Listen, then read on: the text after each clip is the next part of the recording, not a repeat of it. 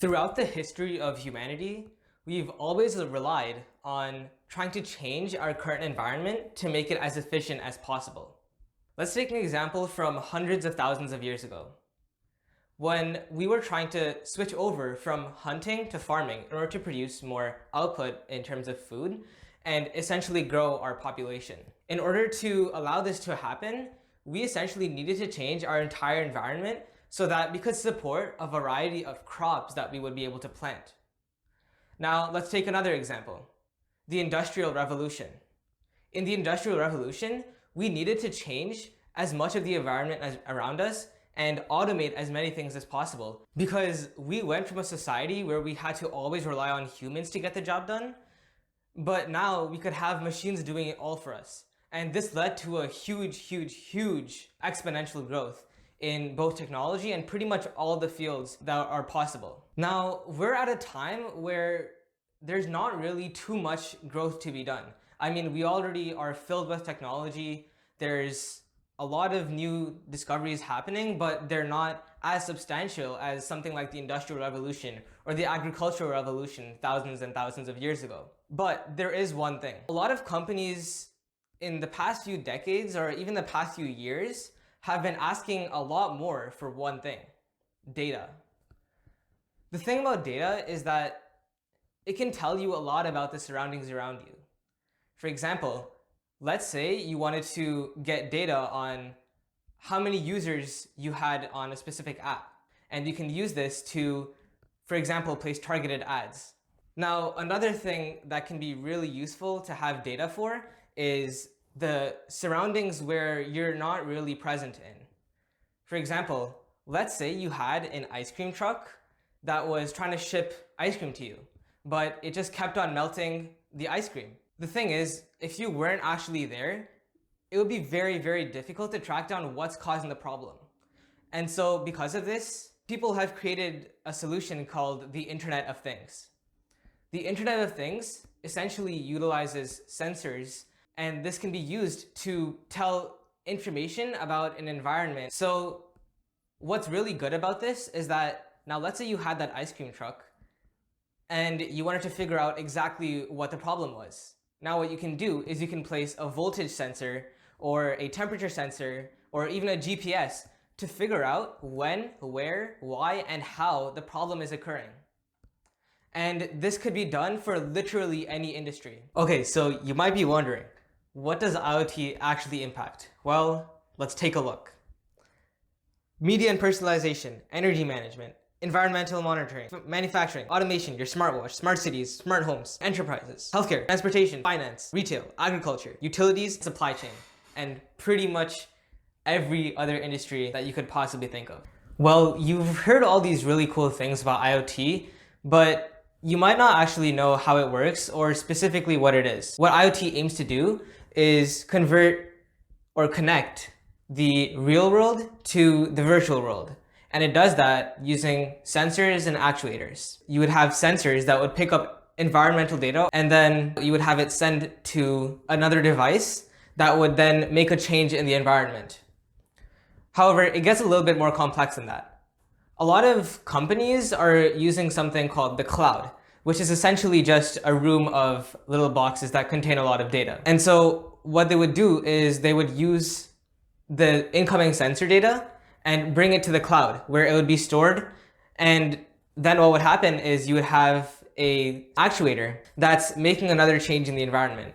So you could take an example being a sensor going to the cloud, then going directly back to an actuator, such as a motor. And so although this seems pretty simple, it's actually extremely effective and has been used in many situations. So let's take one example for IoT in general. So I recently started 3D printing, and one problem we were having was trying to do printing overnight. We found it really inconvenient how we would have to go downstairs to the printer and have to check on it every few hours. And because of this, we needed to find a more effective solution for this that would allow us to instantly monitor a 3D printer while also being comfortable and not have to go downstairs and view everything. So we stumbled across this program called Octopi, and essentially what it does is it takes incoming data from a camera that it's connected to, and it sends it to the cloud. And from the cloud, it sends it to all of the connected devices. So the outcome is something like this. You have a 3D printer that's printing, and then you have a camera that's collecting all that data, and it's transmitting it to both the cloud, which then takes that data and sends it to all the devices that are connected, such as my laptop or my phone. And so what's really good about this is that not only can I view all the stuff that's happening on the printer, another feature that they've added is that you can also add commands. So now let's take another look at an example of how IoT, or specifically how I used IoT to help solve a problem in my life. I'd recently gotten a mechanical keyboard, but one thing that I found was that the actual supports were not as good, and I found myself bending my hand a little bit more than usual. So in order to detect this, I decided to put a sensor on my hand to detect whether I'm in a bad or good wrist posture. And this wasn't only useful for just typing, but I also had 3D printed a nice enclosure for this where I could actually wear it properly. But what this allowed me to do was collect data on what period of time I would have a bad posture. Now, one other thing that makes IoT extremely interesting is the services that are provided to people who are actually developing it. Now, you would think that for a system like IoT, you would require so much effort, especially with bringing data from a device to the cloud, and even just bringing the data from the cloud back to a device.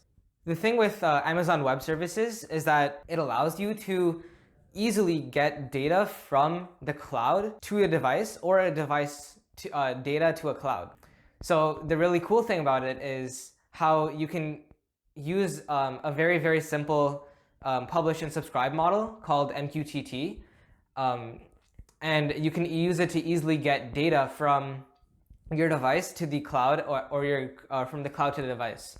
So essentially the way that MQTT works is it uses something called a publish and subscribe model, where you have a publisher that's essentially sending messages to a topic, and anyone with the right keys can subscribe to that topic, and thereby receive messages from it. This is really efficient because you can transmit data from a very, very long range. What makes this really good is how you can seamlessly, by using only one service, take all of your data from the device to the cloud, then do some manipulation or storage with it, and then send that data back to a device. So the way that this would work is you would use something, some sort of device to either aggregate data or send it directly to the cloud.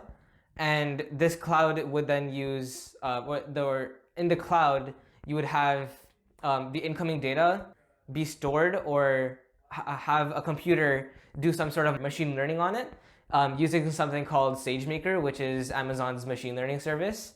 And then you have that the output from that data inputted into another service that's going to send the messages back to another device or a UI or something like that. So essentially what happens is you have all the data being sent in a message, or sent as a message to the cloud, and those messages are going to an endpoint. That endpoint is where the data is being aggregated and located.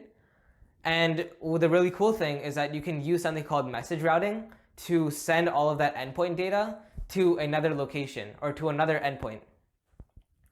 And what makes this good is how you have multiple endpoints. For example, you have one endpoint at the device that's sending the data. You have another endpoint at the cloud.